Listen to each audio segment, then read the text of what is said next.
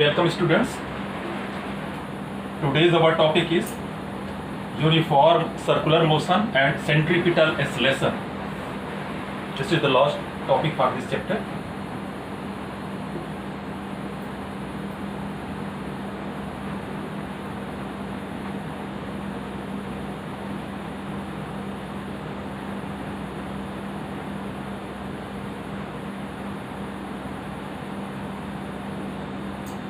Uniform circular motion and centripetal acceleration. So first see there, what are uniform circular motion? When any body moves in circular path, takes equal time in each rotation. Such type of motion is called uniform circular motion. As like this, its velocity will be although it is uniform, but it will be accelerated because it is going to change their direction. Here it is v1, velocity is v2, velocity is v3, and velocity is what? 4. Although velocity is equal, since it is changing the direction and velocity is a vector quantity, so it will be accelerated, and the acceleration work towards center. When any body rotates in circular path, takes equal time in each rotation, that is called uniform circular motion. It will be accelerated because it changed their direction, and this acceleration acted towards the center. That's why it is called centripetal acceleration. And it is denoted normally acceleration denoted by A, but centripetal acceleration denoted by AC. A for acceleration, C for centripetal.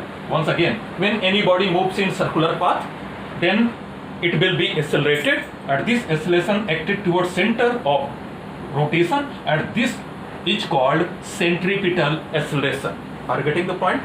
Once again, when any body rotates in circular path, since it changed their direction, so it will be accelerated. This acceleration back work towards the center. That's why it is called centripetal acceleration. So we will find out what are the formula for centripetal acceleration. So see there, here velocity of body is v1, velocity of body is what? v2. It rotates by del theta at radius is r, and this arc is what? S. You will project it. Once again, this is O. Same thing we are doing. Velocity is v1, velocity is v2. v2 minus v1, that velocity is what? Del v, and angle will be what? Del theta. You are getting? Body is moving in circular path, have a radius r, arc is S. Same thing we have projected here. O is the center. Del theta, here velocity rotates from v1 to v2. Here it rotates from theta 1 to theta 2. That is theta 2 minus theta 1 is equal to del theta. Here v2 minus v1 is equal to what? Del v. So what we get answer? Angle is equal to del theta is equal to angle is equal to arc upon radius. In lower class you have studied that angle is equal to arc upon radius. Same thing we will do here. Again del theta is equal to what? Arc.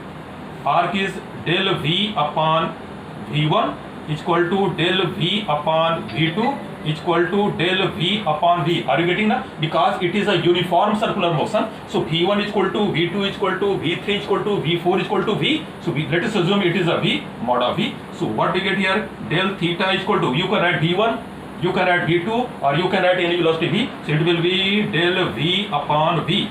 That was equation number first. This is equation number what? Second. Left equal, so right will be equal. Del v upon v is equal to S upon R. Left equal, so del v upon v is equal to S upon R. So what we get here? Del v is equal to cross multiply S upon R into v. Are you getting? Both sides divided by del t. You beta know v needs acceleration. The del v upon del t is acceleration. This is divided by del t. So it will be del v upon del t, that is A is equal to S upon t, distance upon time is equal to velocity into v upon r, into v upon r, v into v square. You will get A is equal to v square upon r, and this is called AC.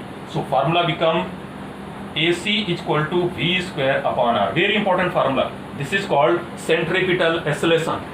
Formula for centripetal acceleration, but we know that v is equal to r omega. This is the relation between linear velocity and angular velocity. Omega is angular velocity. If we put the value here, so we will get AC is equal to v square. It means r square omega square upon r. R cancel out. What we get exact answer? AC is equal to R omega square. This is the another formula for you. So we will get two formulas. AC is equal to V square upon R, and second formula AC is equal to R omega square, where omega is equal to theta upon T.